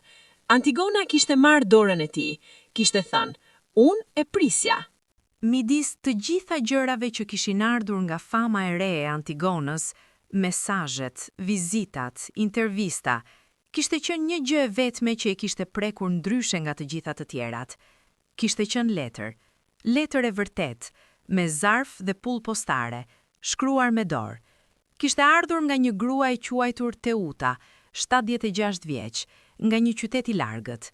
Kishte shkruar: "Zonja Antigone, unë nuk ju njoh personalisht. Kam parë videon tuaj dhe kam lexuar artikullin. Jam duke shkruar sepse fëmijët e mi mendojnë se jam shumë e vjetër për të bërë gjë të re. Unë gjithmonë kam dashur të mësoj të luaj piano. Kisha piano në shtëpi shumë vite, por kur nuk isha kohë, dhe pastaj thash se ishte vonë. Pas historisë suaj, kam vendosur të filloj. Nuk di nëse do t'jeme mirë, por do të filloj. Faleminderit. Antigone e kishte lexuar letrën 2 herë. Kishte qëndruar e heshtur. Kishte bërë diçka të rrallë për të. Kishte qarë pak, me ato lot të qeta të njerëzve të fortë, ato lot që vinë jo nga dhembja, por nga prekja e thellë. Pastaj kishte marrë letër dhe laps dhe kishte shkruar përgjigje. Zonja Teuta, filloni sot, jo nesër, sot. Pianoja ka pritur ju gjithë kohën, dhe nëse fëmijët tuaj thonë se është vonë, tregojuni historinë time, dhe pastaj uluni dhe filloni. Me dashuri, Antigone. Mirela kishte marrë letrën dhe e kishte quar, dhe 3 javë më vonë kishte ardhur letër tjetër nga Teuta. Kam filluar, mësuesja vjen 2 herë në javë. Është e vështirë, gishtat e mi nuk i binden si dua, por jam duke filluar. Ndihem 20 vjeç. Kishte pasur moment, midis kësaj periudhe të lumtur dhe aktive, kur Antigone kishte treguar forcën e karakterit të saj, jo në përpist, por në përfjalë. Kishte filluar kur disa njerëz, përmes komenteve online dhe ndonjë fjale të dëgjuar këndej andej, kishin filluar të thonin se Ardiani dhe të rinjtë e grupit e linin fituar qëllimisht Antigonen, se rezultatet e saj ishin performance mirë organizuar e jo gare vërtet, se të gjitha kjo ishte vetëm show i bukur për media. Antigone kishte dëgjuar këto fjalë, kishte mbajtur brenda vetes fillimisht, por pastaj kishte ndodhur diçka konkrete. Kishte qenë koment publik, i bërë me emër, nga dikush i fshatit fqinj, që kishte thënë hapur, Ardiani i mirëfillt ato gara, gruaja e vjetër nuk mund të garoj realisht. Ardiani kishte parë komentin dhe kishte qenë i nervozuar, kishte dashur të përgjigjej me mbrojtje të fortë, por Antigone e kishte ndalur. Mos, kishte thënë, por gjyshe nuk është e drejtë.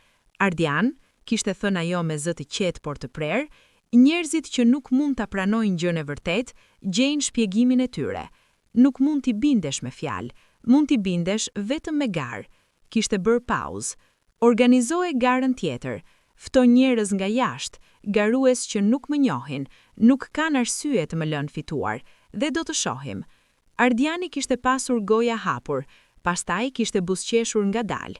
Ju jeni jashtëzakonshme, e dini? Po, kishte thënë Antigone thjesht, por gjithashtu jam e drejtë. Ka ndryshim. Organizimi i garës të vërtet kishte marrë 2 javë. Ardiani kishte kontaktuar grupe të ndryshme nga 3 fshatra tjerë, njerëz që nuk kishin asnjë lidhje me Antigonen, njerëz që nuk e njihnin personalisht. Kishte qenë garë hapur me 18 garues gjithsej.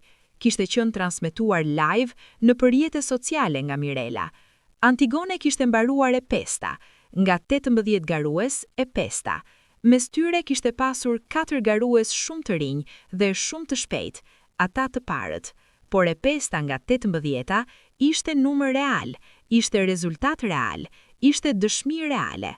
Komentet e dyshimte kishin heshtur. Kishte një pemë dardhe të vjetër në skajin e oborit Antigones, pemë që sipas tregimeve familjes kishte mbi 100 vjeç, me trumë të trash dhe deg të gjëra që bënin shije të madhe verën. Nëna të pemë kishte tryez goni dhe 2 stola, vend ku Antigone ulej shpesh pas dite, kur puna e ditës mbaronte dhe koha e qetë fillonte. Ishte aty, nën pemën e dardhës, ku kishin ndodhur bisedimet më të rëndësishme të kësaj periudhe.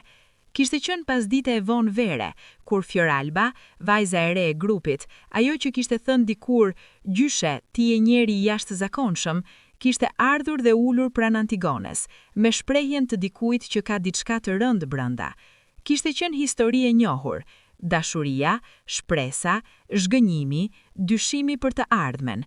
Fioralba kishte dëgjuar pa e ndërprer, kishte lënë Fioralbën të tregonte gjithçka, me lot, me fjalë të shpejta, me heshtje, duke pritur me durim të atij që ka kohë dhe hapësirë për tjetrin.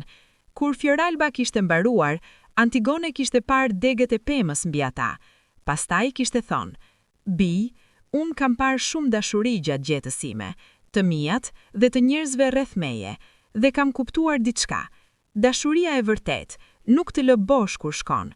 Dashuria e vërtet të lë diçka. Mëson, ngjen, rritesh. Nëse ngjen bosh sot, kjo nuk do të thotë se ai ishte gjithçka. Do të thotë se ke nevojë kohë të zbulosh se çfarë të dha dhe çfarë ti ke vet tashmë.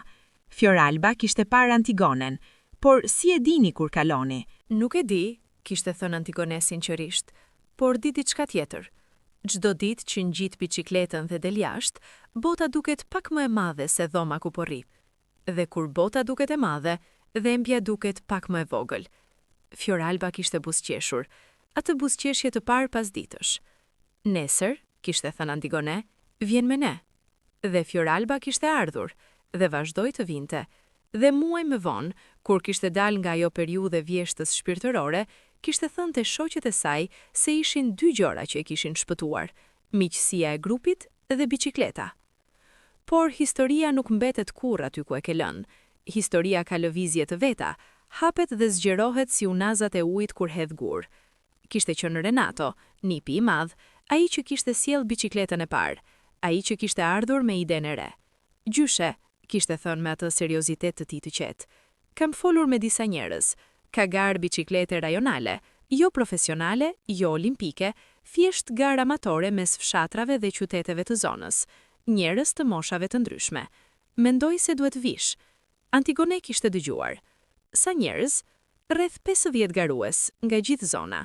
Sa kohë zgjat? 5 kilometra, terrene të ndryshme. Antigone kishte menduar.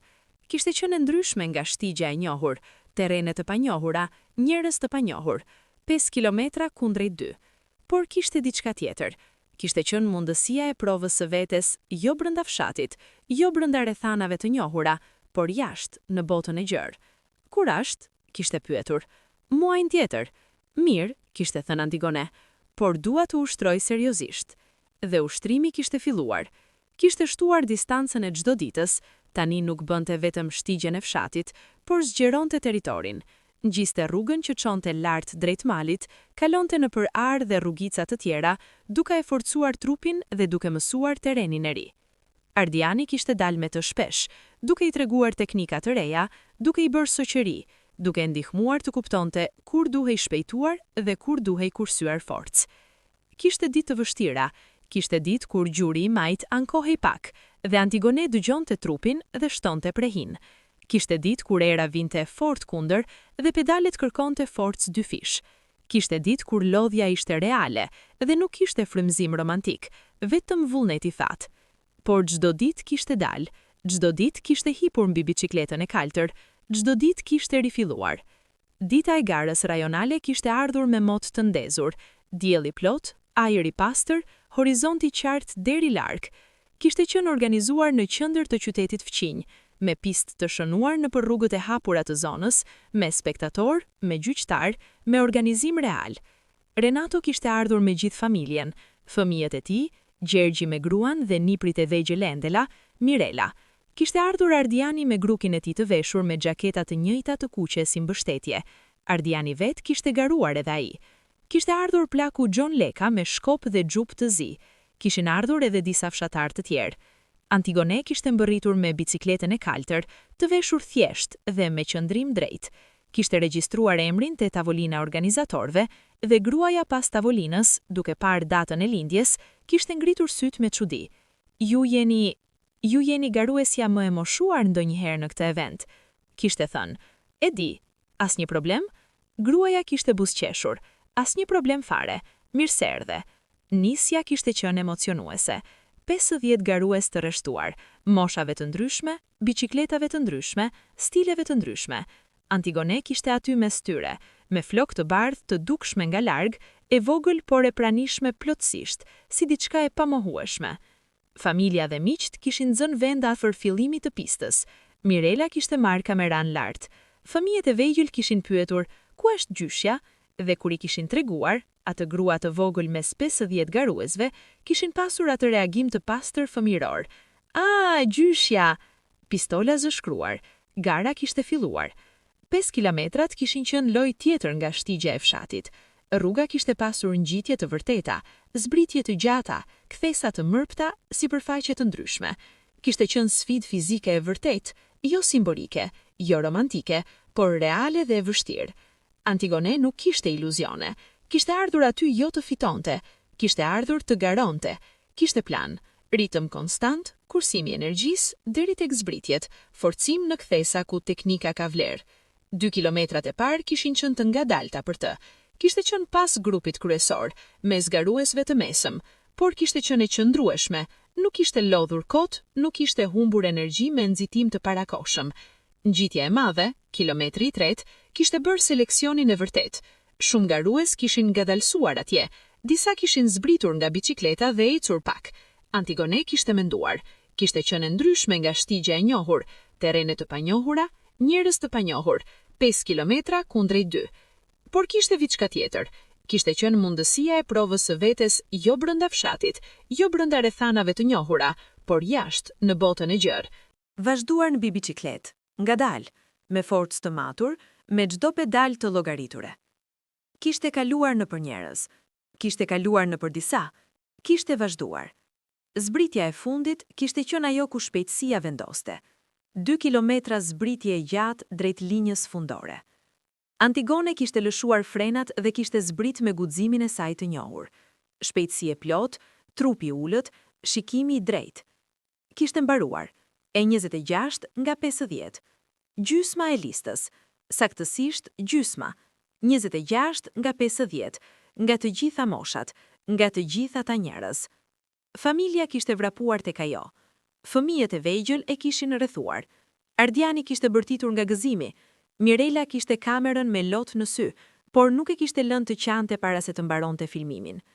Gjon Leka kishte qëndruar pak larg, i shkëputur nga buja, dhe kishte parë Antigonen me atë qetësi të madhe të moshuarit, që kanë parë shumë, por ndjejnë thellë.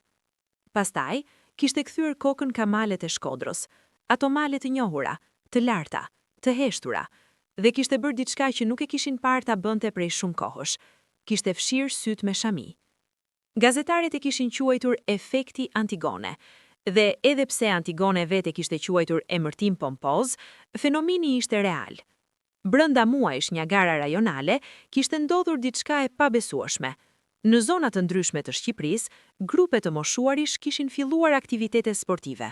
Jo sepse ndokush u kishte thënë, por sepse kishin parë historinë e Antigonës dhe kishin kuptuar se mundësia ekzistonte edhe për ta. Në Shkodër, kishte formuar grup biciklistash mbi 60 vjeç, 6 njerëz fillimisht, pastaj 12, pastaj më shumë. Kishin emërtuar grupin vet, grupi Antigone.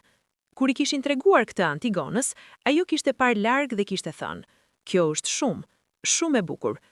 Kishte dëgjuar edhe nga qytetet të tjera, Tirana, Durrësi, Elbasani, njerëz të moshave të ngjashme që kishin filluar aktivitete, ecje grupore, not, vallëzim. Nuk ishin të gjitha bicikleta, por ishin lëvizje, ishin fillim, ishin vendimi i vlerëshëm i dikujt që ka thënë edhe unë. Shëndeti publik kishte vërejtur. Kishte ardhur propozim nga Ministria e Shëndetësisë për të bërë fushat ndërgjegjësuese rreth aktivitetit fizik të moshuarve, me historinë e Antigonës si bërtham. Kishte qenë propozim i seriozshëm dhe Antigone e kishte dëgjuar me vëmendje. Kishte thënë po, me një kusht. Nuk dua të jem poster. Dua të jem njeri që tregon histori të vërtet. Nëse mesazhi është real, pranoj. Nëse është vetëm fotografi, jo. Kishin pranuar kushtin. Kishin bërë fushat, video të shkurtra, postera, materiale, ku Antigone fliste thjesht dhe natyrshëm, ashtu siç fliste gjithmonë, pa skenar të gjatë, pa performancë. Dhe ato materiale kishin funksionuar pikërisht sepse kishin qenë ajo, të vërteta, të lëmuara, njerëzore. Por ndoshta historia më e bukur brenda historisë kishte qenë ajo e Ramizit. Plaku Ramiz, ai 73 vjeçari që kishte filluar të ecte pas historisë së Antigonës, kishte bërë diçka që e kishte habitur edhe Antigonën vet. Kishte bler biciklet. Kishte ardhur te shtëpia e Antigonës me bicikletën e re, të veshur qesharak pak, me kapel leshi edhe pse ishte verë, dhe me çizme pune sikur po shkonte në ar dhe kishte thënë me seriozitetin e dikujt që po bën deklaratë të madhe. Antigone, dua të më mëson. Antigone e kishte parë. Pastaj kishte parë bicikletën. Pastaj kishte sërish Ramizin. Ramiz, kishte thënë, ti ke frikë nga bicikleta? Shumë, kishte thënë Ramizi sinqerisht. Mirë, kishte thënë Antigone, unë e di si ndihet kjo. Eja, kishte qenë spektakël i veçantë. Antigone duke mësuar Ramizin si të ngiste bicikletën, ashtu si që kishte mësuar vetë Renato atë, me durim dhe inkurajim, dhe me atë humor të qetë që kishte gjithmonë. Ramizi kishte rënë 2 herë dhe kishte qeshur 2 herët, qeshje lartë e çliruar, si ai fëmijë i brëndshëm që del kur bën diçka të rrezikshme dhe të gëzueshme njëkohësisht. Brenda javëve, Ramizi ngishte bicikletën çdo mëngjes. Jo garat, nuk kishte pretendim për gara, por kishte bicikletën e tij, kishte mëngjesit e tij, kishte atë liri të vogël por reale të njeriut që lëviz me këmbët e veta nëpër veten e tij. Antigone, kishte thënë një ditë, kur po kalonin bashkë nëpër rrugicën kryesore. Çfarë ndihem kur ngaz bicikletën? Çfarë? Kishte pyetur ajo. Ndihem 20 vjeç, kishte thënë. Pastaj kishte hezituar pak dhe kishte shtuar. Jo 20 vjeç trupërisht, kockat i kam kocka plaku, por 20 vjeç brenda, sikur koha s'ka shkuar kaq shpejt. Antigone kishte kuptuar saktësisht çfarë kishte thënë. Po, kishte thënë thjesht, pikërisht kështu. Kishte ardhur vjeshta e dytë, sezoni i dytë plot i Antigones me bicikletë, dhe kishte qenë ndryshe nga e para. Kishte qenë sezoni i pjekurisë, kur gjërat bëheshin me entuziazmin e zbulimit të ri, por me qetësinë e diçkaje të njohur dhe të dashur thellë. Mëngjesit e hershëm kishin marrë kvalitet tjetër. Nuk kishte më befasit e para, por kishte diçka shumë më të çmueshme. Kishte rutinën e shëndetshme, ajo ndjenja e lumtur e njeriut që ka gjetur ritmin e tij dhe e di se çdo ditë e re ka vendin e tij të sigurt brenda tij. Grupi të rinjve kishte ndryshuar pak. Ardiani kishte nisur biznesin e tij dhe dilte më rrallë, por kur vinte ishte gjithmonë me pasion të plot. Disa nga djemtë e tjerë kishin shkuar në qytet për punë, por kishin ardhur të rinj të tjerë, disa adoleshentë të fshatit, disa njerëz nga fshatrat fqinj që kishin dëgjuar dhe kishin dashur të ishin pjesë. Antigone kishte pritur të gjithë një lloj, me buzëqeshje të ngrohtë të mirëpritjes dhe me sfidën e pastër të pistës. Vini dhe garoni, thoshte gjithmonë. Këtu kemi vetëm një rregull, garoni me ndershmëri. Kishte ndodhur gjatë vjeshtës së dytë diçka që kishte prekur thellë edhe Antigonen vet. Kishte ardhur grua e re, jo nga fshati, por nga qyteti i Shkodrës, 23 vjeçe, e quajtur Dea. Kishte ardhur me bicikletë dhe kishte pyetur nëse mund të bashkohej me grupin. Kishte qenë mirëpritur natyrisht, dhe gjatë pasditjes kishte garuar shumë mirë, kishte qenë e shpejtë dhe e teknikuar. Por pas garës, ndërkohë që të tjerët po flisnin e qeshnin, Dea kishte ardhur te Antigone dhe kishte thënë me zë të ulët: "Zonja Antigone, unë jam mjeke, punoj me të moshuarit, dhe kam ardhur sot jo vetëm për garën, kam ardhur sepse dua të kuptoj çfarë bëni ju dhe si ndikon tek shëndeti. Sepse kam parë pacient të moshës suaj që nuk lëvizin kurrë dhe shëndeti u keqësohet, dhe kam parë ju dhe dua të kuptoj." Kishte qenë bisede gjatë nën pemën e dardhas, Antigone dhe Dea, 2 gra nga gjenerata të ndryshme, nga bota të ndryshme, por me kuriozitet të njëjtë rreth jetës dhe trupit. Dea kishte pyetur pyetje mjekësore, rreth gjurit, rreth lodhjes, rreth ushqimit, rreth gjumit. Antigone kishte përgjigjur me ndershmëri të plot, pa egzagerim, pa romantizim. Kishte thënë kur kishte dhembje, kishte thënë kur lodhej, kishte thënë çfarë bënte kur ndjehi jo mirë. Edhe Dea kishte bërë shënime me kujdes. Pastaj kishte thënë: "Zonja Antigone, ju intuitivisht bëni gjithçka siç duhet, kurseni trupin kur ai kërkon, aktivizoni kur ai lejon, ushqeheni mirë, mbanin lidhje sociale, mbani gëzimin aktiv. Këto janë saktësisht parametrat e plakjes shëndetshme sipas shkencës." "Nuk e lexova shkencën," kishte thënë Antigone me humor, "por trupin tim e njoh shumë vite." Dea kishte shkruar studim të vogël, jo akademik, por popullor, rreth historisë dhe shëndetit të Antigonës. Kishte qenë e lexuar shumë dhe kishte kontribuar edhe atë në mozaikun e madh të ndikimit të Antigonës. Kishte qenë natë dimri, e dyta e radhës, kur familja kishte ardhur e gjithë, fëmijët e vegjël, niprit, mbesat, niprit e niprit. Kishte qenë rastësi e bukur, jo dasëm, jo gëzimi planifikuar, thjesht darkë e madhe familjare rreth oxhakut me ushqim të gatuar nga duar të shumta dhe zhurmë të gëzueshme të gjeneratave të ndryshme brenda një shtëpie. Kishte qenë Entela ajo që kishte pyetur, pas darke, kur zjarri po ulej dhe gjithçka kishte atë ngrohtësi të qetë të mbrëmjeve të fundit. "Nën, Tregoni histori. Të gjithë kishin rënë dakord menjëherë. Fëmijët e vegjël kishin bërtitur nga gëzimi sepse donin histori, të rriturit kishin buzëqeshur, Antigone kishte parë zjarin pak. Pastaj kishte filluar të tregoj jo historinë e biçikletës, jo historinë e garës rajonale, jo historinë e intervistës. Kishte treguar historinë që kurrë nuk e kishte treguar plotësisht. Historinë e asaj vajze të vogël nga fshati, ajo vajza me 2 zemra, siç thoshte nëna e saj. Ajo vajza që kishte parë biçikletën e djalit me fruta dhe kishte ndjerë diçka që nuk kishte fjalë për ta emërtuar. Kishte treguar rreth rinisë, rreth dëshirave të fshehta, rreth zgjedhjeve që bën njeriu kur koha ka rregullat e veta dhe ti ndjek rrjedhën, sepse kështu bëhet. Kishte treguar rreth dashurisë me Aleksin, burrin e saj, babain e tyre, me atë sinqeritet të rrallë të dikujt që ka dashur shumë dhe ka humbur dhe mban të dyja brenda. Kishte treguar rreth viteve të rritjes të fëmijëve, rreth gëzimeve dhe pikëllimeve, rreth gjithë shkaje që ban jetën e plot dhe njëkohësisht të shkurtër. Dhe pastaj kishte treguar rreth biçikletës, por jo si triumf, si kthim të vetja, te ajo vajza e rinisë që kishte mbajtur gjithmonë brenda, e fshihur me kujdes si gjë të çmuar. Biçikleta nuk ishte biçiklet, ishte ura midis asaj vajze dhe kësaj gruaje, midis ëndrrës dhe veprimeve, midis asaj që isha gjithmonë brenda dhe asaj që ju lejova vetes të jem jashtë. Doma kishte qenë e heshtur plotësisht. Fëmijët e vegjël, ata që prisnin histori aventure dhe fantazie, kishin qenë edhe ata të qetë, sikur i kishin ndjerë peshën e fjalëve edhe pa i kuptuar plotësisht. Renato kishte parë gjyshen e tij dhe kishte kuptuar plotësisht se çfarë kishte sjell ai me biçikletën atë ditë të parë, jo lodër, jo surprizë, por çelës. Pa e ditur, pa e planifikuar, kishte sjell çelës. Kishte pasur lat, kishte pasur përqafime, kishte pasur të qeshura të buta, ato të qeshura që vijnë pas emocionit të madh kur trupi kërkon lehtësim, dhe kishte pasur heshtjen e bukur fundore, kur zjarri po shuhej dhe familja ulej ende aty, askush i gatshëm ta linte atë ngrohtësi. Muaj pas letrës së parë, kishte ardhur letra e dytë nga Teuta, gruaja 76 vjeçe nga qyteti i largët, ajo që kishte vendosur të mësonte piano. Kishte shkruar: Zonja Antigone, dua të ju tregoj çfarë ka ndodhur. Mësuesja ime thot se jam studente e jashtëzakonshme, jo sepse jam të talentuar, por sepse nuk heq dorë. Çdo herë që gishtat e mi gabojnë, unë kujtoj ju mbi biçiklet dhe provoj sërish. Fëmijët e mi fillimisht thanë se isha e çmendur. Tani 2 prej tyre kanë filluar të mësojnë edhe ata.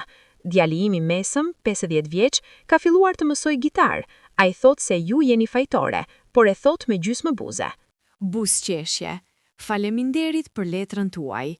Faleminderit për biçikletën tuaj, faleminderit që ekzistoni. Me dashuri, Teuta. Antigone e kishte lexuar 3 herë, pastaj kishte firrur Mirelën. Shkruaj, kishte thënë. Mirela kishte marrë letrën dhe lapsin. Çfarë shkruaj? Shkruaj. Zonja Teuta, tani keni nevojë të blini piano të dytë për djalin. Mirela kishte qeshur fort, kishte shkruar. Dhe 3 javë më vonë kishte ardhur konfirmimi nga Teuta. Kemi bler piano të dytë. Ardiani kishte hapur biznesin e tij të vogël, dyqan prodhimesh bujqësore lokale me fruta e perime nga fermat e zonës, me mjalt dhe djath dhe produkte të bëra me duar fshatare. Kishte filluar ngadalë, me dyshime të shumta, me ditë të vështira fillimisht, por kishte mbajtur, ashtu siç i kishte thënë Antigone, dhe kishte rritur. Kishin ndodhur disa gjëra interesante brenda atij biznesi. Kishte zbuluar se historia e Antigonës, ajo histori e fshatit të tyre, kishte bërë zonën pak më të njohur, pak më të vizituar. Kishin filluar njerëz të vinin nga qyteti, jo vetëm të blinin, por edhe të shihnin shtigjan, të shihnin fshatarët, të ndjenin atë atmosferë që kishte lindur rreth Antigonës. E kishte treguar këtë Antigones dhe ajo kishte reaguar me atë qetësi të saj. Kjo është mirë, por kujdes, mos e bëj turistike, mbaje të vërtet. Ardiani kishte kuptuar, kishte vazhduar me autenticitetin si parim kryesor, nuk kishte bërë shfaqe, kishte bërë punë reale dhe kishte lënë punën të tregonte. Ishte Ardiani gjithashtu, ai që kishte organizuar trajnim të vogël, jo sportiv, por profesional për të rinjtë e fshatit. Kishte ftuar njerëz nga qyteti të flisnin rreth mundësive, rreth biznesit, rreth karrierës, dhe kishte ftuar Antigonen të fliste edhe ajo, jo rreth biznesi, por rreth diçkaje tjetër. Çfarë dua të them unë? Kishte pyetur Antigone. Rreth fillimit, kishte thënë Ardiani, rreth guximit, rreth moshës dhe ëndrave. Antigone kishte pranuar, kishte folur 15 minuta, thjesht, drejt për drejt, pas skenar. Kishte treguar historinë e saj dhe pastaj kishte thënë diçka që të rinjtë kishin mbajtur mend. Ju jeni 20 vjeç dhe keni frikë të filloni diçka të re. Unë kisha 70 vjeç kur fillova. Matematika nuk funksionon kështu. Nuk ka moshë të mirë dhe moshë të keqe për fillim. Ka vetëm vendimin, dhe vendimi mund të merret sot, nesër, pas 30 vjetësh, por çdo ditë që e vonon, humbet ditën. Mos humbisni ditë. Kishte ardhur pranvera, jo e dyta apo e treta, por ajo pranvera e madhe brenda historisë, ajo pranverë kur gjithçka bashkohej si rrethi i plot. Kishte qenë e planifikuar nga Mirela dhe Ardiani bashk, pa i treguar detajet plota, me atë komplicit të bukur të njerëzve që duan të krijojnë surprizë për dikë të dashur. Kishin organizuar event të komunitetit, jo garë formale, jo event mediatik, por mbledhje ngrohtë e të gjithë njerëzve që Antigone kishte prekur, ndikuar, frymëzuar.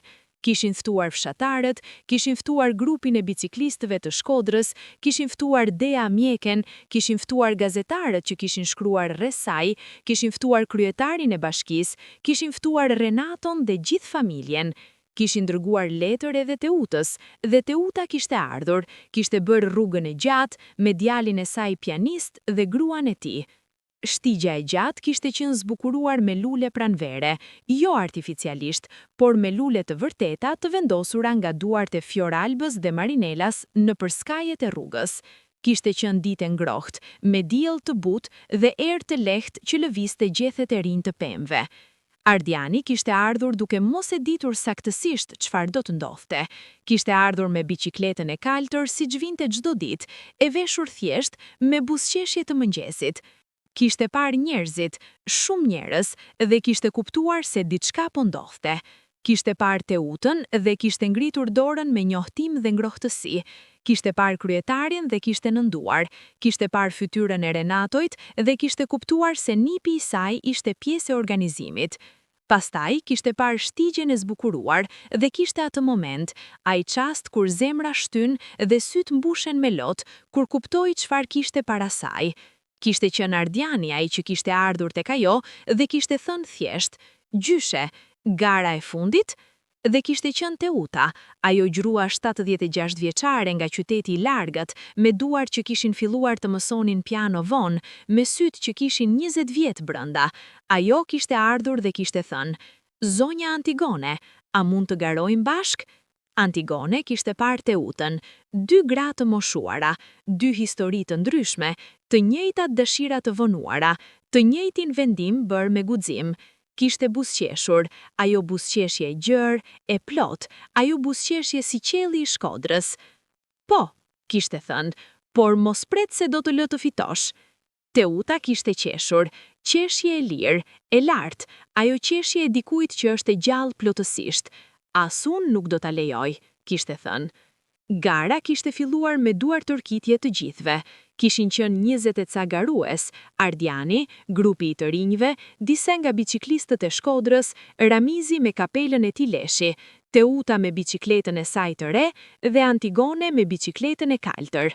Kishin nisur, dhe ata spektator, të mbledhur nëpër anët e shtigjes, nëpër gur e mure, me fëmijë mbi supe dhe pleq me shkopinj, e ndoqën garën me atë zhurmë të ngrohtë të komunitetit të vërtet, jo të spektaklit, por të komunitetit. Antigone kishe garuar si gjithmonë, me vëmendje, me teknik, me ritëm të vet.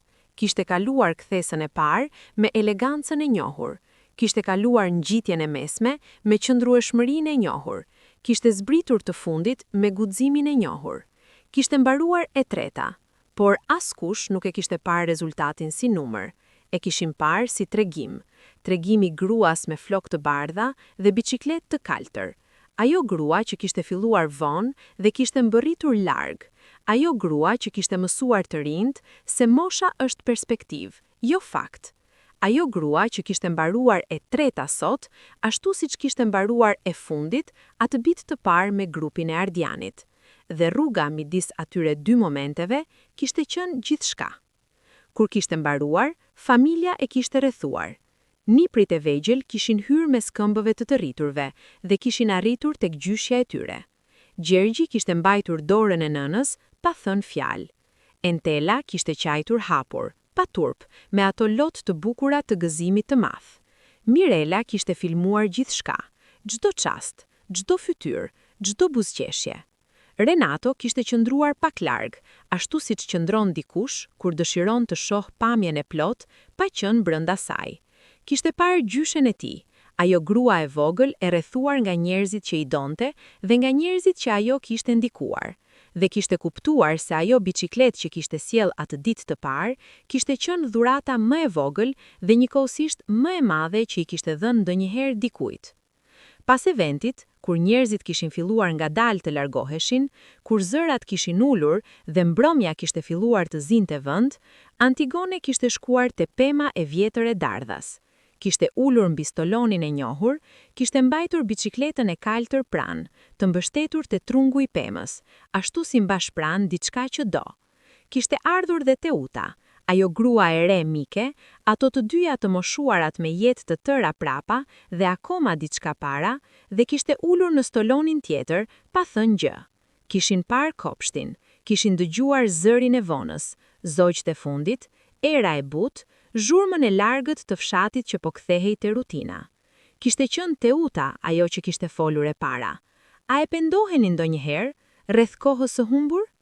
Antigone kishte menduar sinqerisht, jo me atë mendim të shpejtë që jep përgjigje të gatshme, por me mendimin e thellë të dikujt që e merr pyetjen seriozisht. Jo, kishte thënë më në fund. Jo sepse koha nuk ka humbur. Ajo kohë e gjatë para biçikletës ka qenë jetë e plot. Ka qenë fëmijë, dashuri, punë, dhembje, gëzim. Asgjë nga ajo nuk ka qenë kohë e humbur. Ajo kohë ka ndërtuar mua, atë mua që mund të ngaz biçikletën sot me këtë zemër të plot. Kishte bërë pauzë. Pendimi është i kotë. Çdo gjë ka ardhur kur ka ardhur. E rëndësishme është që ka ardhur.